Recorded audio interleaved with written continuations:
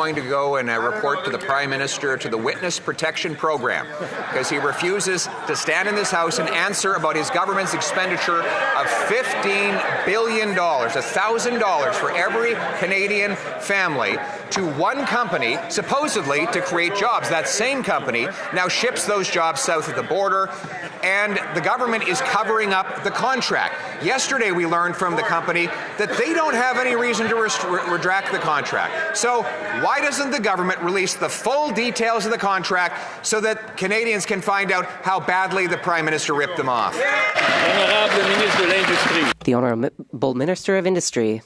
3 points. First, he should ask the member from Windsor-Tecumseh from his side of the House whether she agrees with what he says regarding the Stellantis workers in Windsor. First. Yeah. Second, when it comes to the documents, the committee members will have access to all the documents. That's a moot question. That's right. Third, when it comes to what is happening with Stellantis at Brampton, we had a contract.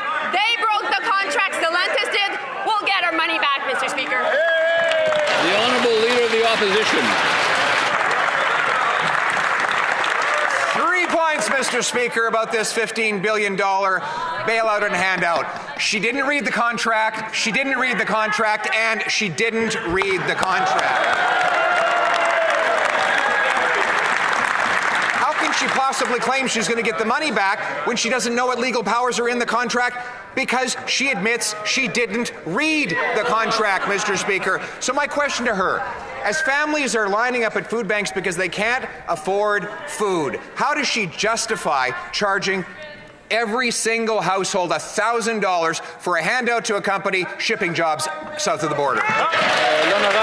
The Honourable Minister of Industry. Mr. Speaker, first and foremost, I didn't admit that. Second, I read the contract. And third, the committee members will have all the details. That being said, Mr. Speaker, what we'll do is we will fight for these jobs. We know that the workers are affected in the auto sector, in the steel sector, by the unjustified and unjustifiable American tariffs. And we will make sure that we get these jobs back to Canada, and we'll fight for every single job, Mr. Speaker. The Honourable Leader of the Opposition. Madam Speaker, I had the honour to stand with the Unifor workers in Brampton who were out in the rain and the cold. There was not a Liberal around, not a word from the Prime Minister. All of them wanted to know what was happening with their jobs. The Liberals had given money to Stellantis for that plant, given $15 billion to Stellantis for another plant. And those workers, out in the cold, unable to afford their mortgages, were wondering how it was possible for this Prime Minister to give $15 billion without even guaranteeing their jobs. Does he have the courage to stand up now and explain it to their face? The Honourable Minister of Industry. Mr. Speaker, I don't need any lesson. We don't need at least any lesson from the Conservatives when it comes to courage and standing up for workers that are unionized.